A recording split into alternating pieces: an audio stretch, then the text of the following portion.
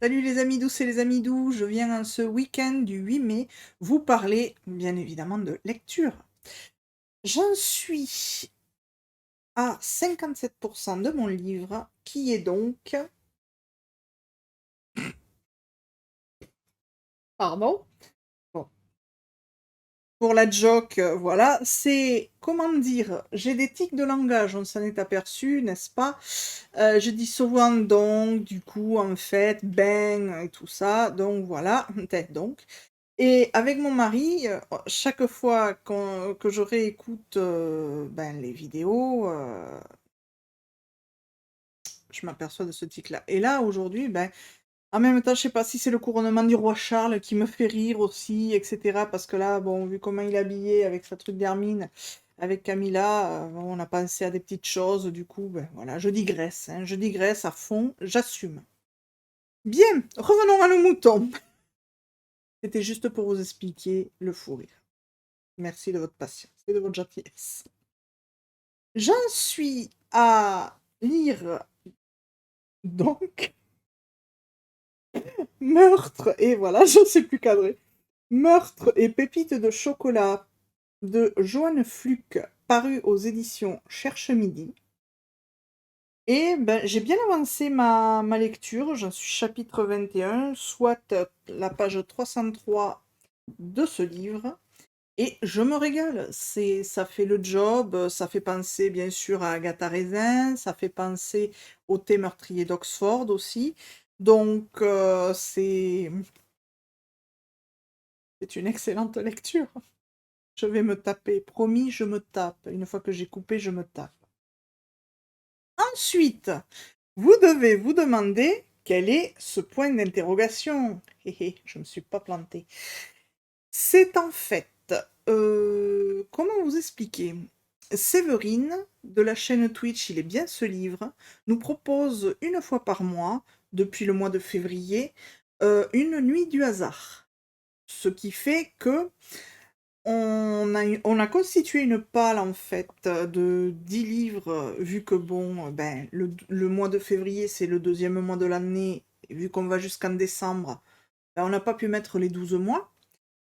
Et là, on en a déjà lu donc depuis février. En février, c'est le numéro 10 qui est sorti. En mars, il me semble que c'est le numéro 5. Et là, en avril, c'est le numéro 3, si je m'abuse. Si les copines passent, qu'elles mettent dans les commentaires si je ne me suis pas gourée. Et sinon, je vous mettrai le lien de la chaîne Twitch de Séverine dans ma description. Et j'en reviens à la palle, bien sûr, parce que qu'est-ce que je digresse? Waouh! Du coup, il me reste, et il nous reste à ceux qui participent, 7 livres que je vais vite vous montrer parce que bon, ben, c'est pas le but de cette vidéo principalement. Mais là, j'avais décidé, je me suis dit, tiens, ça fera la nique, comme on dit, donc je vous en parle. Alors, le premier, ce sera avec des si et des peut-être de Karen Ponte aux éditions Pocket et qui était paru précédemment chez Michel Lafon. Si vous avez le grand format, c'était chez Michel Lafon. Ensuite, un autre Karen Ponte, parce que ben, j'avais décidé de descendre ben, mes petits formats poche pour cette nuit du hasard, vu que bon, même si on a un mois pour le lire, le livre, nuit, moi je me suis mis des barrières en disant, ben moi non, je veux le lire pour la nuit, et après on n'en parle plus. J'arrive à m'y tenir jusqu'à présent, sauf peut-être pour un ou deux, mais non, pas pour un ou deux. Peut-être pour l'avant-dernier, non, le dernier, ouais, j'ai mis du temps. Ensuite, donc, euh, pardon, un autre Karen Ponte, qui était paru en grand format aussi chez Lafon, Michel Lafon. Voilà, Karen Ponte et ton cœur qui bat. Et je n'arrive pas à cadrer. Là, c'est affreux. Voilà. Vous me pardonnerez. Je suis pas normale aujourd'hui, ni les autres jours d'ailleurs, mais voilà, voilà. Ensuite, encore une ensuite. Le dernier Karen Ponte que je lirai et qui est aussi, lui, paru en grand format chez Michel Lafon. Donc là, c'est un pocket, un merci de trop, Karen Ponte toujours. J'aime beaucoup les couvertures. Je sais pas si ça vous plaît vous aussi. J'ai pas vu remarquer les grands formats. Mais alors là, je trouve que les couvertures sont vraiment très très belles. Vraiment, hein. J'aime beaucoup. Ensuite, donc, Jonesbo, du sang et de la glace. Alors, cet auteur ou auteur, je ne connais pas du tout. Non, c'est monsieur, pardon. Je ne connais pas du tout Jonesbo. Ce sera mon premier thriller de ce monsieur. Lui sort chez Folio, donc policier. Et le grand format était édité chez Gallimard, apparemment. Donc voilà, Jonesbo. Puis, alors, un tome de Nathalie Sullivan, Savannah. J'avais lu le tome 1, je crois que c'est en février. Ouais, en février. Non, non, je vous dis une bêtise. En février, je vous en parle juste après. Donc lui, c'était en mars que j'ai lu le tome 1, Savannah, de Nathalie Sullivan, paru chez Hugo Poche. C'est la suite des aventures d'une vétérinaire qui part en Tanzanie parce qu'elle veut rechercher en fait son père. Elle veut savoir pourquoi son père les a abandonnés, elle et sa mère, quand elle était plus jeune. Et j'ai beaucoup aimé. C'était une petite romance. Et bien sûr, là, voici la suite. Livre suivant. Alors, c'est Seo. J'espère que je prononce bien, je suis désolée. Seo Mie, Bonne nuit maman, paru donc en petit chez Le Livre de Poche. Sinon, le premier qui a été sorti en brochet était chez Matin Calme. Si vous avez l'édition Matin Calme, pardon, j'ai du mal. Voilà, là c'est Livre de Poche. Et là, c'est le tome 1. Et j'avais lu le tome 2 avant parce que c'était en février, c'était le tome 10, le numéro 10, pardon, qui était sorti dans la nuit du hasard. Et bien sûr, c'était mon tome 2. Voilà, voilà. Et le dernier, c'est un Amélie Nothomb. J'ai du mal avec la cam, désolé. Stupeur et tremblement, donc qui paraît, ouh là là, qui est repris d'Albin Michel à la base en grand format et là en livre de poche, qui sera mon numéro 9, si jamais il est tiré au sort ce soir. Voilà, pour la nuit du hasard. Désolé encore si je m'embrouille dans mes pinceaux, c'est que c'est vrai que là, je vous dis, aujourd'hui, je suis concentrée comme pas deux. Voilà. Je reviens au sujet principal qui était ma palle du mois de mai. Et je tenais d'abord à remercier toutes les personnes qui ont voté sur mon Instagram. J'ai aussi remercié sur Instagram, bien entendu, sinon à quoi ça aurait servi de faire des remerciements un petit peu ailleurs si je n'avais pas déjà commencé là-bas. Je vais donc citer les pseudos pour certaines parce que malheureusement je n'ai pas leur prénom. Et je commence par ta page autour des mots. Ça m'a fait rire. Tu étais tout. Désolée. Les aléas de mon direct, et je pense que vous partagez un petit peu avec nous. Voilà, voilà. Ça y est, t'as mouru ou... Bon, c'est bon, il a ressuscité.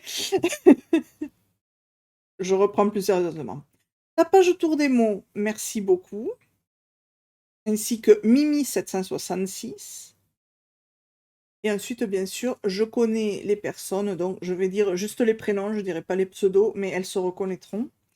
Donc, Stéphanie et ses filles, alors l'aînée, Cathy, la cadette, Romane, et Tessa, qui a été oubliée par maman, mais on y revient bientôt, promis. Ma sœur de cœur, Émilie, Karine, ma binôme enfin, Ma binôme de swap, mais c'est une autre histoire, je vous en parlerai quand Séverine nous refera les swaps. Sandrine, Viviane, Michel et bien sûr mon époux qui a participé au vote. Merci beaucoup encore de m'avoir donné votre avis, donné des votes et du coup ça m'a donné envie de faire une pale en mai. Moi qui fais jamais de pale, ça va être une première. J'espère arriver à suivre pour tout le mois. Normalement, ça devrait le faire. Mais je vous tiendrai au courant. Hop, voilà, désolé, je fais un petit peu de rangement. Alors, juste après Meurtre et Pépites de chocolat qui avait été donc tiré au sort en premier, il y aura La Datcha de Agnès Martin-Lugan, des éditions. Une édition collector. Peut-être qu'à cause de la lumière, on voit pas trop. Mais le josse-page est de la couleur du dos, en vert. Et c'est... Comment dire? C'est même pas une suite. C'est c'est un roman qui est paru en 2021, donc désolé, je partais ailleurs là. Et la phrase d'accroche qui m'a fait le prendre, et sur conseil aussi de Viviane, parce qu'on en avait parlé, sur le chat de Séverine. Et si le pouvoir d'un lieu était d'écrire votre histoire? Et alors ça m'a hypé. Je me suis dit, tiens, qu'est-ce qu'elle nous a pondu? Parce qu'elle a aussi écrit donc Les gens lisent et boivent du café, qui a été suivi par La vie n'est pas si facile. La vie est décidément. Ah non, mais j'arriverai jamais à ne pas écorcher un titre d'une auteure. C'est affreux. Excusez-moi, je vais tricher. Donc, voilà, les gens heureux lisent et boivent du café. Et ensuite, la suite, c'est La vie est facile, ne t'inquiète pas. J'ai lu donc ces deux opus qui étaient vraiment mes deux premiers romans que je découvrais de cet auteur et j'avais adoré. Donc là, j'ai dit, je risque rien, je pense à y aller. Et puis le titre m'a interpellée parce que la Datcha, c'est russe. Donc je pense qu'on va peut-être voyager en Russie cette fois-ci. Donc, à voir. Et je le lirai très certainement directement après Meurtre et Pépites de chocolat. En suivant, il y a donc les thés meurtriers d'Oxford, tome 2, Beau thé fatal. J'adore les jeux de mots que fait l'auteur donc avec ses titres.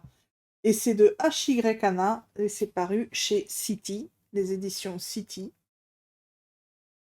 Là, c'est un deuxième opus. Je vous avoue que je n'ai pas lu la quatrième de couverture parce que je voulais pas trop me spoiler. Je voulais vraiment découvrir soit une nouvelle enquête, soit une suite.